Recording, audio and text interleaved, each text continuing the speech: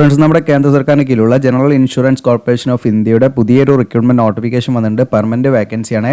ഇതിലേക്ക് നമുക്ക് monthly salary സ്റ്റാർട്ടിങ്ങിൽ തന്നെ 50,000 മുകളിലുള്ള സാലറിയും ഒട്ടനവധി അലവൻസും കാര്യങ്ങളൊക്കെ ഉള്ള നല്ലൊരു പോസ്റ്റാണ്. നമുക്ക് കേരളത്തിലൊക്കെ എക്സാം സെൻറ്റർ ഉണ്ട് എന്നുള്ളത് മറ്റൊരു പ്രത്യേകതയാണ്. അപ്പോൾ ഇതിലേക്ക് നിങ്ങൾക്ക് എങ്ങനെയാണ് അപേക്ഷ നൽകേണ്ടത്, ഓൺലൈനായിട്ടാണ് നമ്മൾ ഫില്ല് ചെയ്യേണ്ടത്, അപ്പോൾ ഇതിലേക്ക് എങ്ങനെയാണ് അപ്ലൈ ചെയ്യേണ്ടത് തുടങ്ങിയിട്ടുള്ള ഡീറ്റെയിൽ ആയിട്ടുള്ള A to Z കാര്യങ്ങൾ നമ്മൾ വീഡിയോയിൽ പറയുന്നുണ്ട്. പിന്നെ ഫീമെയിൽ കാൻഡിഡേറ്റ്സ് ആണെങ്കിൽ അവർക്ക് യാതൊരു ഫീയും കൊടുക്കേണ്ട, SC/ST കാൻഡിഡേറ്റ്സും യാതൊരു ഫീയും കൊടുക്കേണ്ട, ഫ്രീ ആയിട്ട് അവർക്ക് അപ്ലൈ ചെയ്യാവുന്നതാണ്. അപ്പം ഇതിൻ്റെ ഫുൾ വീഡിയോ നിങ്ങൾ സ്കിപ്പ് ചെയ്യാതെ മുഴുവനായിട്ടും കണ്ടതിന് ശേഷം മാത്രം നിങ്ങൾ അപ്ലൈ ചെയ്യുക. അപ്പോൾ ഇതിലേക്ക് എങ്ങനെയാണ് സെലക്ഷൻ, അതോടൊപ്പം തന്നെ ഏതൊക്കെ ക്വാളിഫിക്കേഷനുള്ളവർക്ക് ഇതിലേക്ക് അപ്ലൈ ചെയ്യാൻ തുടങ്ങിയിട്ടുള്ള എല്ലാ മുഴുവൻ ഡീറ്റെയിൽസും നമ്മൾ ഇതിൽ ഉൾപ്പെടുത്തുന്നുണ്ട്. അതോടൊപ്പം നമ്മുടെ ചാനലിൽ ഹോം പേജ് കയറി കഴിഞ്ഞാൽ നിങ്ങൾക്ക് ഇവിടെ വീഡിയോസ് സെലക്ട് ചെയ്ത് കഴിഞ്ഞാൽ നിങ്ങൾക്ക് നമ്മൾ റീസെൻ്റായിട്ട് അപ്ലോഡ് ചെയ്ത വീഡിയോസൊക്കെ ഇവിടെ കാണാം. ഒട്ടനവധി ഡിഗ്രി കഴിഞ്ഞവർക്കും, +2 കഴിഞ്ഞവർക്കും, SSLC കഴിഞ്ഞവർക്കും, ITI കഴിഞ്ഞവർക്കും ഒക്കെ ഒട്ടനവധി അവസരങ്ങൾ വന്നിട്ടുണ്ട്. അപ്പം അതിൽ ഏറ്റവും നല്ലൊരു അവസരമാണ് ഈ പറയുന്ന ITI ഡിപ്ലോമ, BSc കഴിഞ്ഞവർക്ക് ഇന്ത്യൻ നേവിയിലേക്കൊക്കെ ഉള്ള. അപ്പോൾ അതൊക്കെ നിങ്ങൾ നോക്കുക. അതിനുശേഷം ഇതിൻ്റെ നമുക്ക് NDA നോട്ടിഫിക്കേഷൻ +2 കഴിഞ്ഞവർക്കൊക്കെ വന്നിട്ടുണ്ട്. അപ്പോൾ അതൊക്കെ നിങ്ങൾ നോക്കുക. നല്ല അവസരമാണ്. നിങ്ങൾക്ക് അറിയുന്ന ആളുകളിലേക്കൊക്കെ ഒന്ന് ഷെയർ ചെയ്ത് കൊടുക്കുക. കാരണം നമ്മൾ റിക്രൂട്ട്മെൻറ്റ് കാര്യങ്ങൾ അറിയാതെ പോകണ്ടെന്ന് വെച്ചിട്ടാണ്. കാരണം നമ്മുടെ ഏജ് ഇങ്ങനെ ഓരോ ഈ പറയുന്ന നോട്ടിഫിക്കേഷൻ വന്നു പോകുമ്പോൾ നമുക്ക് ഇപ്പം പറ്റുന്ന രീതിയിൽ ഇനി അടുത്ത വർഷമൊക്കെ ആകുമ്പോഴത്തേക്ക് നമ്മുടെ ഏജൊക്കെ മാറും. അപ്പോൾ നമുക്ക് അപ്ലൈ ചെയ്യാൻ വരെ പറ്റാത്തൊരവസ്ഥ വരും. അപ്പോൾ അതുകൊണ്ട് നിങ്ങൾ മാക്സിമം ഗവൺമെൻറ് ജോലിയൊക്കെ ഫോക്കസ് ചെയ്യുന്നുണ്ടെങ്കിൽ തീർച്ചയായിട്ടും നമ്മുടെ ചാനൽ ഒന്ന് സബ്സ്ക്രൈബ് ചെയ്യുക, ബെല്ലൈക്കൺ എനേബിൾ ചെയ്ത് വെക്കുക. നിങ്ങൾക്ക് നോട്ടിഫിക്കേഷനൊക്കെ കറക്റ്റായിട്ട് ലഭിക്കും. അപ്പോൾ നമുക്കിതിൻ്റെ ഒഫീഷ്യൽ നോട്ടിഫിക്കേഷൻ നോക്കാം. അപ്പോൾ നിങ്ങൾക്ക് ഇവിടെ കാണാം general insurance corporation of India, A government of India company എന്ന് കാണാം. റിക്രൂട്ട്മെൻറ്റ് ഓഫ് സ്കെയിൽ 1 ഓഫീസേഴ്സിനാണ് വിളിച്ചിരിക്കുന്നത്. അപ്പോൾ ഇതിൻ്റെ നിലവിലിപ്പോൾ മുംബൈയിലേക്കാണ് വിളിച്ചിരിക്കുന്നതെങ്കിലും നിങ്ങൾക്കിവിടെ കാണാം ഇന്ത്യയിൽ എവിടെ വേണമെങ്കിലും നമ്മൾ ജോലി ചെയ്യാൻ അല്ലെങ്കിൽ പുറത്തൊക്കെ ജോലി ചെയ്യാൻ തയ്യാറായിരിക്കണം എന്നുള്ളതാണ്. അപ്പോൾ എവിടെ വേണമെങ്കിലും പോസ്റ്റിംഗ് നടത്താം. ഇപ്പോൾ നിലവിലെ വേക്കൻസി നമ്മുടെ ഇതിൻ്റെ ഹെഡ് ഓഫീസിലേക്കാണ്. അപ്പോൾ അസിസ്റ്റൻറ്റ് മാനേജർ എന്ന് പറയുന്ന ആ ഒരു വിങ്ങിലേക്കാണ് നമ്മൾ വിളിച്ചിരിക്കുന്നത്. അപ്പോൾ ഇതിൻ്റെ ഇമ്പോർട്ടൻറ്റ് ഡേറ്റ് കാര്യങ്ങൾ ആദ്യം തന്നെ നമുക്ക് നോക്കാം. ഓൺലൈനായിട്ട് അപേക്ഷ സ്റ്റാർട്ട് ചെയ്യുന്ന ഡിസംബർ 23 മുതൽ നമുക്ക് ലാസ്റ്റ് ഡേറ്റ് അടുത്ത വർഷം, അതായത് 2024 ജനുവരി 12 വരെ നിങ്ങൾക്ക് അപ്ലൈ ചെയ്യാനുള്ള സമയമുണ്ട്. അതോടൊപ്പം തന്നെ ഇതിൻ്റെ ഓൺലൈൻ എക്സാമിനേഷൻ നടക്കുന്നത് 2024 ഫെബ്രുവരിയിലൊക്കെ ആയിരിക്കും. അത് ചിലപ്പം അങ്ങോട്ടും ഇങ്ങോട്ടും മാറും. അത് വെബ്സൈറ്റ് വഴി അറിയിക്കും. അതുപോലെ കോൾ ലെറ്ററൊക്കെ ഡൗൺലോഡ് ചെയ്യേണ്ടത് ഈ പറയുന്ന ഫെബ്രുവരിൻ്റെ എന്നാണോ എക്സാം നടക്കുന്നത് അതിൻ്റെ ഒരു 10 ദിവസം മുൻപ് നമുക്ക് അതിൻ്റെ ഡേറ്റ് കാര്യങ്ങളൊക്കെ വരും. പിന്നെ SC/ST OBC PWD കാൻഡിഡേറ്റ്സ് ആണെങ്കിൽ അവർക്കൊരു ഓൺലൈൻ പ്രീ റിക്രൂട്ട്മെൻറ്റ് ട്രെയിനിങ് ഉണ്ടായിരിക്കും ഫ്രീ ആയിട്ട്. അപ്പോൾ അതിൻ്റെ ഡേറ്റ് പിന്നീട് അറിയിക്കുന്നതാണ് പറയുന്നത്. അങ്ങനെ ഉണ്ടെങ്കിൽ നിങ്ങൾ ഓൺലൈനായിട്ട് ഫോം ഫില്ല് ചെയ്യുന്ന സമയത്ത് അത് നിങ്ങൾക്ക് ട്രെയിനിങ് ആവശ്യമുണ്ടെങ്കിൽ നിങ്ങൾ അതിനെന്ത് ചെയ്യുക, ഓൺലൈൻ ഫോം ഫില്ല് ചെയ്യുന്ന സമയത്ത് അത് കൊടുത്താൽ മതി. ഇനി ഇതിലേക്ക് നമ്മൾ ഇതിൻ്റെ എലിജിബിലിറ്റി കാര്യങ്ങളാണ് പറയുന്നത്. അപ്പോൾ ഇതിൽ സ്ട്രീം നമുക്ക് നോക്കാം. വിവിധ സ്ട്രീം വിളിച്ചിട്ടുണ്ട്. നിങ്ങൾക്ക് കാണാം ഹിന്ദി, ജനറൽ വിളിച്ചിട്ടുണ്ട്. ജനറൽ എന്ന് പറഞ്ഞാൽ ഏത് ഡിഗ്രി ഉള്ളവർക്ക് അപ്ലൈ ചെയ്യാം. Statistics, economics, legal, HR, engineering വിളിച്ചിട്ടുണ്ട്. പിന്നെ നിങ്ങൾക്ക് IT വിളിച്ചിട്ടുണ്ട്, നിങ്ങൾക്ക് ആക്ച്വറി വിളിച്ചിട്ടുണ്ട്, ദെൻ ഇൻഷുറൻസ് വിളിച്ചിട്ടുണ്ട്, മെഡിക്കൽ വിളിച്ചിട്ടുണ്ട്, hydrologist, geo physicist, agriculture science, natural science, അങ്ങനെ വിവിധ ക്വാളിഫിക്കേഷൻ ഉള്ളവർക്ക് ഇതിലേക്ക് അപ്ലൈ ചെയ്യാൻ പറ്റും. അപ്പോൾ വേക്കൻസിയുടെ എണ്ണം ഒരിക്കലും നമ്മൾ നോക്കരുത്. കാരണം എന്താണെന്ന് വെച്ചാൽ അത് പറയാൻ കാരണം നമ്മൾ നല്ല രീതിയിൽ പ്രിപ്പയർ ചെയ്ത് നമ്മൾ വരുന്ന നോട്ടിഫിക്കേഷനൊക്കെ നമ്മൾ എന്ത് ചെയ്യുക, അപ്ലൈ ചെയ്യുക. കാരണം വരും വർഷങ്ങളിലൊന്നും നമുക്ക് അപ്ലൈ ചെയ്യാൻ നമ്മുടെ ഏജ് എന്ന് പറയുന്ന ആ ഒരു ക്രൈറ്റീരിയ കൊണ്ട് നമുക്കത് പറ്റാത്തൊരവസ്ഥ വരും. കാരണം ഏജ് നമുക്ക് നിശ്ചിതമായുള്ള ഏജ് ലിമിറ്റ് ഉണ്ടാകും ഏതൊരു നോട്ടിഫിക്കേഷനും. അപ്പോൾ അതൊക്കെ നമുക്ക് പ്രശ്നമാണ്. അപ്പോൾ നിശ്ചിത സമയത്തിൻ്റെ ഉള്ളിൽ മാക്സിമം എക്സാം എഴുതുക എന്നുള്ളതാണ് നമ്മൾ ചെയ്യേണ്ട ഒരു കാര്യം. അപ്പോൾ ഈ ഒരു നോട്ടിഫിക്കേഷന് മാത്രമായിട്ട് പ്രിപ്പയർ ചെയ്യരുത്. വീണ്ടും നോട്ടിഫിക്കേഷൻ വരുമ്പോൾ അതൊക്കെ നിങ്ങൾ അപ്ലൈ ചെയ്യുക. അപ്പോൾ ഡിഗ്രി ലെവൽ തന്നെ വെച്ച് കുറേ ഇപ്പം നമ്മുടെ ചാനൽ തന്നെ വന്ന് കിടക്കുന്നുണ്ട്. ഒക്കെ നിങ്ങൾക്ക് നോക്കിയിട്ട് നിങ്ങൾക്ക് എന്ത് ചെയ്യാം, അതിന് വേണ്ടി പ്രിപ്പറേഷൻ ചെയ്യാവുന്നതാണ്. അപ്പോൾ ആദ്യം തന്നെ നമ്മൾ ഹിന്ദിൻ്റെ നോക്കാം. ഹിന്ദിൻ്റെ ആ ഒരു വേക്കൻസിയാണ് നമുക്ക് വന്നിരിക്കുന്നത്. ഇതിൽ post graduation in Hindi with English as one of the subject in graduation. അതായത് നമ്മൾ ഗ്രാജുവേഷനിൽ എന്താണ് ഇംഗ്ലീഷ് ഒരു സബ്ജക്റ്റായിട്ട് പഠിക്കുകയും നമ്മൾ PG ഹിന്ദി PG നമ്മളെടുത്ത് പഠിച്ച ഉദ്യോഗാർത്ഥികൾക്ക് ഇതിലേക്ക് അപ്ലൈ ചെയ്യാം. യാതൊരുവിധ എക്സ്പീരിയൻസോ കാര്യങ്ങളൊന്നും വേണ്ട. ഇനി അതല്ലെങ്കിൽ നമ്മൾ പോസ്റ്റ് ഗ്രാജുവേഷൻ ലെവൽ, അതായത് നിങ്ങൾ PG ഇംഗ്ലീഷ് പഠിക്കുകയും ഡിഗ്രി ലെവലിൽ ഒരു ഹിന്ദി ഒരു സബ്ജക്റ്റായിട്ട് പഠിക്കുകയും ചെയ്തവർക്ക് ഇതിലേക്ക് അപ്ലൈ ചെയ്യാം. എന്നാൽ ഈ പറയുന്ന ജനറൽ OBC കാൻഡിഡേറ്റ്സ് ആണെങ്കിൽ അവർക്ക് മിനിമം 60% മാർക്ക് വേണം കേട്ടോ ഡിഗ്രിയിൽ. എന്നാൽ SC/ST കാൻഡിഡേറ്റ്സ് ആണെങ്കിൽ അവർക്ക് 55% മാർക്ക് മതി. അവർക്ക് റിലാക്സേഷൻ ഉണ്ടെന്ന് പ്രത്യേകിച്ച് ശ്രദ്ധിക്കുക. ഇനി അടുത്ത ജനറൽ ആണ്. ജനറൽ സ്ട്രീമിൽ നമുക്ക് 16 വേക്കൻസി ഉണ്ട്. അപ്പോൾ ഗ്രാജുവേഷൻ ഇൻ എനി ഡിസിപ്ലിൻ ആണ് with minimum 60% marks for general and OBC candidates and 55% for SC/ST candidates. Okay, അപ്പോൾ ഈ പറയുന്ന ഏതെങ്കിലും സ്ട്രീമിൽ എനി ഡിസിപ്ലിനിൽ എനി ഗ്രാജുവേഷൻ ആണ് പറയുന്നത്. ഈ പറയുന്ന ജനറൽ സ്ട്രീമിലേക്ക് നിങ്ങൾക്ക് അപ്ലൈ ചെയ്യാൻ യാതൊരുവിധ എക്സ്പീരിയൻസ് വേണ്ട. ഫ്രഷേഴ്സിന് അപ്ലൈ ചെയ്യാം. 60% മാർക്ക് ഉണ്ടായിരിക്കുക എന്നുള്ളതാണ്. ജനറൽ OBC കാൻഡിഡേറ്റ്സ് ആണെങ്കിൽ EWS ആണെങ്കിലും അവർക്ക് 60% തന്നെ വേണം. ഇനി അതോടൊപ്പം അതോടൊപ്പം തന്നെ SC/ST കാൻഡിഡേറ്റ്സ് ആണെങ്കിൽ അവർക്ക് 55% മാർക്ക് ഉണ്ടെങ്കിൽ ഇതിലേക്ക് അപ്ലൈ ചെയ്യാവുന്നതാണ്. ഇതിനടുത്ത് സ്റ്റാറ്റിസ്റ്റിക്സ് ആണ്. ഇതിൽ 6 വേക്കൻസിയാണ്. ഇതിൽ ഗ്രാജുവേഷൻ ഇൻ സ്റ്റാറ്റിസ്റ്റിക്സ് ആണ് പറയുന്നത്.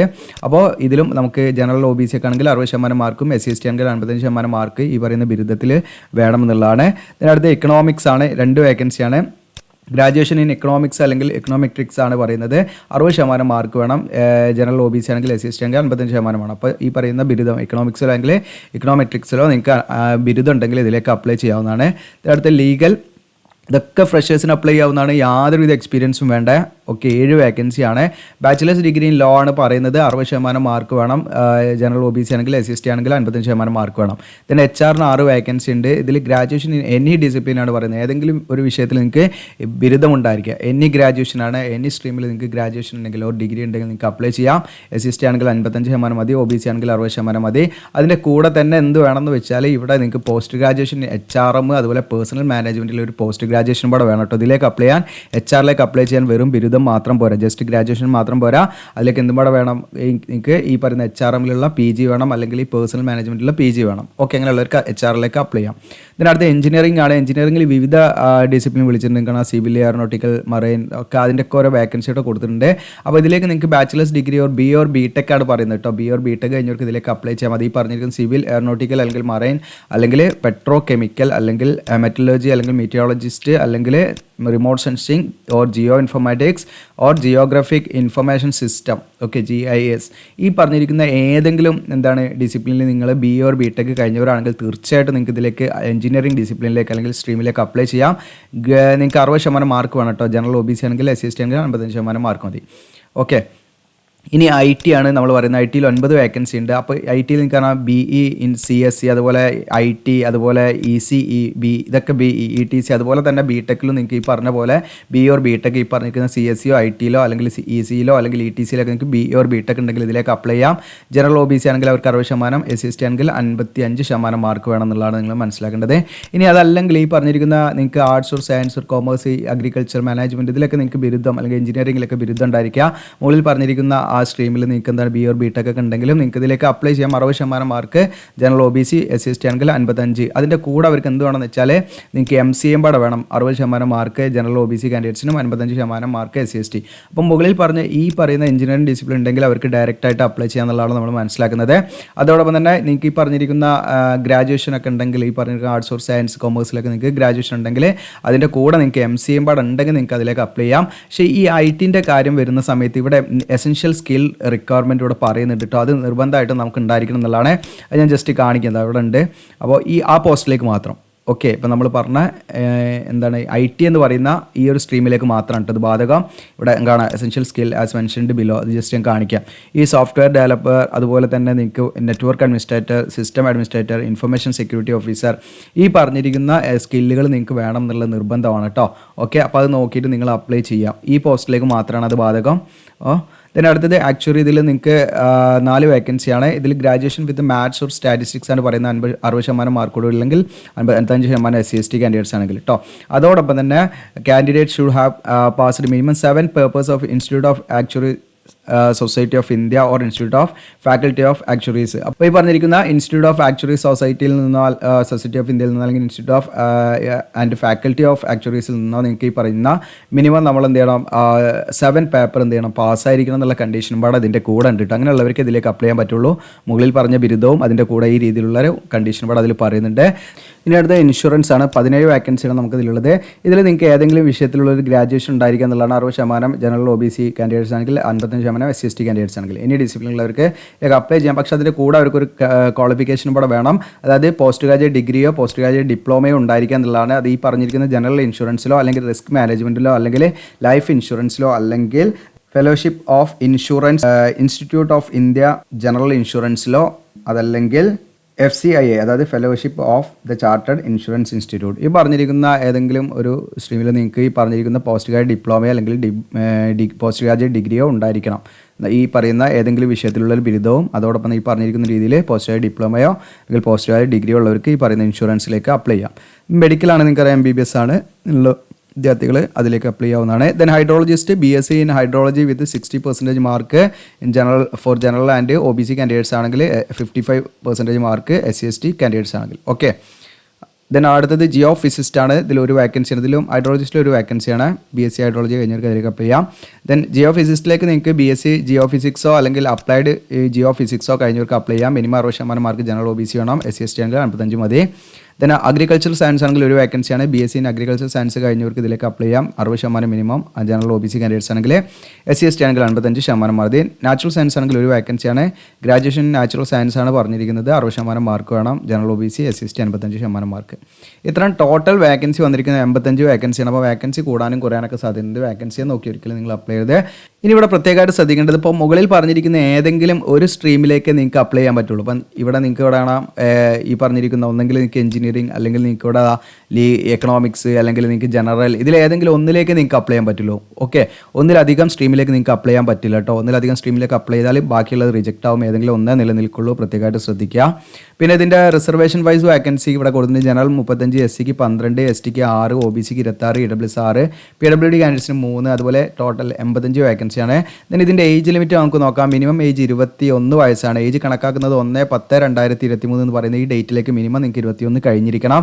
മാക്സിമം 30 കഴിയാനും പാടില്ല എന്നുള്ളതാണ്. ഈ ഡേറ്റിലേക്കാണ് ഏജ് കണക്കാക്കുന്നത്.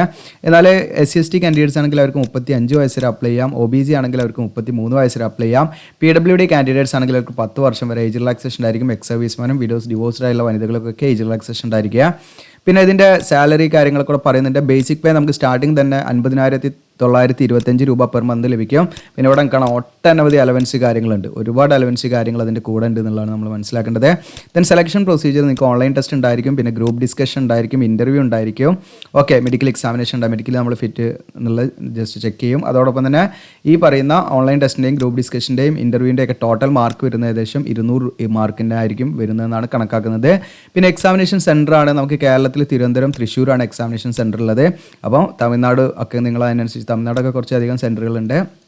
ഓക്കെ, കേരളത്തിൽ നമുക്ക് 2 സെൻറ്ററുള്ളത്. ഓക്കെ, then അതോടൊപ്പം തന്നെ ഓൺലൈൻ എക്സാമിനേഷൻ്റെ സ്കീം കാര്യങ്ങളോടെ കൊടുക്കുന്നുണ്ട്. ഇപ്പം ഈ പറയുന്ന ഹിന്ദി അല്ലാത്ത എല്ലാ ഓഫീസർ പോസ്റ്റിലേക്കാണെങ്കിലും, ഹിന്ദി സ്ട്രീം അല്ലാത്ത എല്ലാ പോസ്റ്റിലേക്കാണെങ്കിലും ഇവിടെ കാണാം part A, part B, then part C, 3 പാർട്ടാണ്. പാർട്ട് Aയും പാർട്ട് Bയും ഒബ്ജക്റ്റീവാണ്, മൾട്ടിപ്പിൾ ചോയ്സ് ക്വസ്റ്റ്യൻ ആയിരിക്കും. പാർട്ട് C നിങ്ങൾക്ക് ഡിസ്ക്രിപ്റ്റീവ് എക്സാമിനേഷൻ ആണ്. അപ്പോൾ അതിൽ വരുന്ന സ്കീം കാര്യങ്ങളൊക്കെ ഇവിടെ നോക്കുക. നിങ്ങൾ അതനുസരിച്ച് ബുക്കുകൾ വാങ്ങുക. നിങ്ങൾ നല്ല രീതിയിൽ പഠിക്കുക.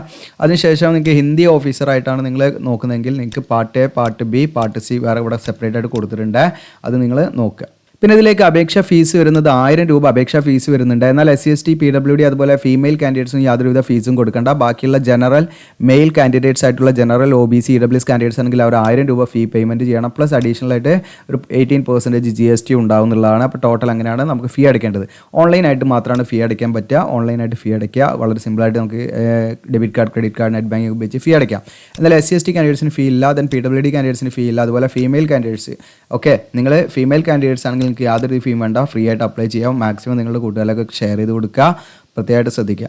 പിന്നെ നമ്മൾ ഓൺലൈനായിട്ട് അപ്ലൈ ചെയ്യുന്ന സമയത്ത് റീസെൻ്റ് ആയിട്ടുള്ള പാസ്പോർട്ട് ഫോട്ടോഗ്രാഫൊക്കെ നമ്മൾ അപ്ലോഡ് ചെയ്യണം. അപ്പോൾ ഫോട്ടോഗ്രാഫിൻ്റെ ഡയമെൻഷൻ കാര്യങ്ങളൊക്കെ കൂടെ പറയുന്നുണ്ട്. ഫോട്ടോഗ്രാഫ്, സിഗ്നേച്ചർ, പിന്നെ ലെഫ്റ്റ് ഹാൻഡ് തമ്പ് ഇംപ്രഷൻ നമ്മൾ അപ്ലോഡ് ചെയ്യണം. ദെൻ നമ്മൾ ഒരു ഹാൻഡ് റിട്ടൺ ഡിക്ലറേഷൻ, ആ ഡിക്ലറേഷൻ ഇവിടെ ഉണ്ട്.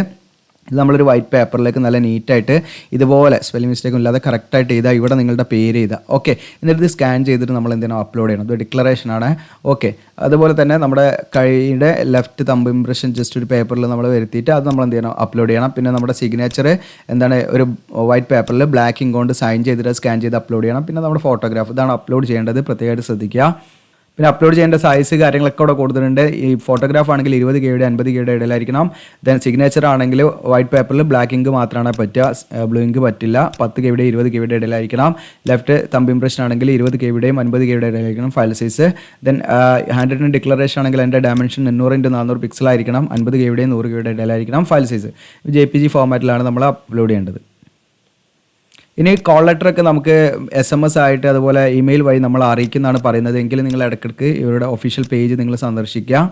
പിന്നെ EWS കാൻഡിഡേറ്റ്സ് ആണെങ്കിൽ അവർ തയ്യാറാക്കേണ്ട സർട്ടിഫിക്കറ്റിൻ്റെ മാതൃക. അപ്പോൾ SC/ST, OBC, EWS കാൻഡിഡേറ്റ്സ് ഒക്കെ ആണെങ്കിൽ അവർ സെൻട്രൽ ഗവൺമെൻറ് പർപ്പസിന് വേണ്ടി എന്ത് ചെയ്യണം, അവരുടെ കാറ്റഗറി സർട്ടിഫിക്കറ്റ് എന്ത് ചെയ്യണം, റെഡിയാക്കി വെക്കണം എന്നുള്ളതാണ് നിങ്ങൾ മനസ്സിലാക്കേണ്ടത്. അവർ EWSൻ്റെ ആ ഒരു ഫോർമാറ്റാണ്. പിന്നെ PWD കാൻഡിഡേറ്റ്സിനൊക്കെ ആവശ്യമുള്ള സർട്ടിഫിക്കറ്റിൻ്റെ ഫോർമാറ്റുകൾ ഇതിൽ കൊടുത്തിട്ടുണ്ട്. പിന്നെ SC/ST കാൻഡിഡേറ്റ്സ് ആണെങ്കിൽ അവരുടെ സർട്ടിഫിക്കറ്റിൻ്റെ മാതൃകയാണ്. അതൊക്കെ സെൻട്രൽ ഗവൺമെൻറ് പർപ്പസ് ആയിരിക്കണം. സെയിം മാതൃക വാലിഡ് ആയിട്ടുള്ള നിങ്ങളുടെ കയ്യിലുണ്ടെങ്കിൽ അത് മതി, ഇല്ലെങ്കിൽ നിങ്ങൾ പുതിയ സർട്ടിഫിക്കറ്റ് ഉണ്ടാക്കണം. ഇനി OBC കാൻഡിഡേറ്റ്സ് ആണെങ്കിൽ അവരുടെ സർട്ടിഫിക്കറ്റിൻ്റെ മാതൃക, കാറ്റഗറി സർട്ടിഫിക്കറ്റ്. പിന്നെ OBC ആണെങ്കിൽ അവരൊരു സെൽഫ് ഡിക്ലറേഷൻ പാട് അതിൻ്റെ കൂടെ വെക്കണം എന്നുള്ളതാണ്. ഓക്കെ, അപ്പോൾ ജസ്റ്റ് നിങ്ങൾക്ക് ഗൂഗിൾ ചെയ്താൽ കിട്ടും ഒബീസിൻ്റെ സെൽഫ് ഡിക്ലറേഷൻ ഫോം. അപ്പോൾ ഇത്രയും ഡോക്യുമെൻറ്റ്സ് ആണ് ഇത് നമ്മൾ റെഡിയാക്കി വെക്കേണ്ടത്. ഇനി ഇതിലേക്ക് എങ്ങനെയാണ് നമ്മൾ അപ്ലൈ ചെയ്യേണ്ടതെന്ന് വെച്ചാൽ നമ്മുടെ വീഡിയോയുടെ ഡിസ്ക്രിപ്ഷനിൽ അപ്ലൈ ആവും എന്ന് പറഞ്ഞിട്ട് ലിങ്ക് തരും. അപ്പോൾ നിങ്ങൾക്ക് ആ ലിങ്കിൽ ക്ലിക്ക് ചെയ്താൽ IBPS ആണ് ഇതിലേക്കുള്ള ഈ സെലക്ഷൻ കാര്യങ്ങളൊക്കെ നടത്തുന്നത്. മീൻസ് ഓൺലൈൻ ആപ്ലിക്കേഷനൊക്കെ റിസീവ് ചെയ്യുന്ന IBPS ആണ്. IBPSൻ്റെ സൈറ്റ് കൂടിയാണ് നമ്മൾ അപ്ലൈ ചെയ്യുന്നത്. അവിടെ കാണാൻ ജനറൽ ഇൻഷുറൻസ് കോർപ്പറേഷൻ ഓഫ് ഇന്ത്യയുടെ ആ ഒരു ലോഗോ ഒക്കെ ഇവിടെ നിങ്ങൾക്ക് കാണാൻ പറ്റും. റിക്രൂട്ട്മെൻറ്റ് ഇവിടെ കാണാം, സ്കെയിൽ 1 ഓഫീസിൽ നിന്ന് കാണാം. അതുപോലെ online date, starting date, closing date ഒക്കെ ഇവിടെ കൊടുത്തിട്ടുണ്ട്. അപ്പോൾ ഇത്തരത്തിലുള്ള സെയിം ഫോം നമ്മുടെ ചാനലിൽ നമ്മൾ ഓൾറെഡി നമ്മൾ ഒരുപാട് ചെയ്തിട്ടുണ്ട്. അപ്പോൾ നമ്മുടെ ചാനലിൽ നോക്കിയാൽ ബാങ്കുമായി ബന്ധപ്പെട്ടുള്ള നോട്ടിഫിക്കേഷൻ നോക്കി നിങ്ങൾക്ക് കാണാൻ പറ്റും. അപ്പോൾ ആദ്യമായിട്ടാണ് വരുന്നതെങ്കിൽ നമ്മളിവിടെ click here for new registration. ഇപ്പോൾ ഓൾറെഡി നമ്മൾ രജിസ്റ്റർ ചെയ്താൽ നമുക്ക് നമ്മുടെ രജിസ്ട്രേഷൻ നമ്പറും പാസ്വേഡും വെച്ച് ലോഗിൻ ചെയ്യാനുള്ള ഓപ്ഷൻ ഉണ്ടാകുക. അപ്പോൾ ആദ്യമായിട്ട് വരുന്നവർ click here for new registration എന്നുള്ള ക്ലിക്ക് ചെയ്യുക. ഇതിൽ നമുക്ക് ബേസിക് ഇൻഫോ നമ്മൾ കൊടുക്കാം, നമ്മുടെ പേര്, ദെൻ മെയിൽ ID, ഇതൊക്കെ നമ്മളിവിടെ കൊടുക്കുക. ഇതേ സെയിം ഫോമിന് ഞാൻ ഒരുപാട് ചെയ്തിട്ടുണ്ട്. നമ്മുടെ ചാനൽ നിങ്ങൾ കയറിയിട്ട് നോക്കിയാൽ കാണാൻ പറ്റും. ഓക്കെ, ദെൻ ഇവിടെ ഫോട്ടോ സിഗ്നേച്ചറാണ് അടുത്ത് നമ്മൾ അപ്ലോഡ് ചെയ്യേണ്ടത്. രണ്ടാമത്തെ ഘട്ടം, മൂന്നാമത്തെ ഘട്ടം മറ്റു details, then preview, then upload നമ്മുടെ സെൽഫ് ഡിക്ലറേഷനും അതുപോലെ നമ്മുടെ ലെഫ്റ്റ് ഹാൻഡ് തമ്പ് ഇംപ്രഷനൊക്കെ നമ്മളിവിടെ അപ്ലോഡ് ചെയ്യുക. ദെൻ ലാസ്റ്റ് പേയ്മെൻറ്റ്, അവസാനമാണ് പേയ്മെൻറ്റ്. എന്നിട്ട് നമ്മളത് പ്രിൻ്റ് എടുത്ത് സൂക്ഷിക്കുകയാണ് വേണ്ടത്. അപ്പോൾ വളരെ സിമ്പിളായിട്ടുള്ളൊരു ഫോമാണ്. ഇപ്പോൾ ഞാനത് കൂടുതൽ നിങ്ങൾ ആവശ്യപ്പെടുകയാണെങ്കിൽ, കൂടുതൽ പേര് ആവശ്യപ്പെടുകയാണെങ്കിൽ അത് ചെയ്ത് കാണിക്കാം. ഇല്ലെങ്കിൽ നമ്മുടെ ചാനലിൽ നിങ്ങൾക്ക് കയറി നോക്കിക്കഴിഞ്ഞാൽ ഈ പറയുന്ന ബാങ്കുമായി ബന്ധപ്പെട്ടുള്ള തമ്പനയിൽ നോക്കിയാൽ മതി നിങ്ങൾ. ഓക്കെ, അപ്പോൾ അതിൽ നിങ്ങൾക്ക് അല്ലെങ്കിൽ നമ്മുടെ പ്ലേലിസ്റ്റിൽ ബാങ്ക് ജോബ്സ് എന്ന് പറഞ്ഞിട്ട് കൊടുത്തിട്ടുണ്ടാവും. അപ്പോൾ അത് നോക്കിയാൽ നിങ്ങൾക്ക് എളുപ്പത്തിൽ കാണാൻ പറ്റും. ഇത് സെയിം ഫോം തന്നെ, ഒരു വ്യത്യാസമില്ല. IBPSൻ്റെ ആ ഫോം എങ്ങനെ ഫില്ല് ചെയ്യേണ്ടത് അതിൽ കൊടുത്തിട്ടുണ്ട്. അപ്പോൾ അത് നിങ്ങൾക്ക് യൂസ്ഫുൾ ആയിരിക്കും. അതല്ല നിങ്ങൾക്ക് ഇതിൻ്റെ സെപ്പറേറ്റ് ആയിട്ട് നമ്മൾ ഓൺലൈൻ ഫോം ഫില്ല് ചെയ്ത് തരുന്ന വീഡിയോ ചെയ്യണമെങ്കിൽ നിങ്ങൾ കമൻറ്റ് ചെയ്യുക. കൂടുതൽ ആളുകൾ ആവശ്യപ്പെടുന്നുണ്ടെങ്കിൽ മാത്രമേ നമ്മൾ ചെയ്യുന്നുള്ളൂ കേട്ടോ. അപ്പോൾ ഇത് മാക്സിമം നിങ്ങൾ കൂടുതലേക്ക് ഷെയർ ചെയ്യുക, സബ്സ്ക്രൈബ്, ലൈക്ക് ചെയ്യുക. Thank you.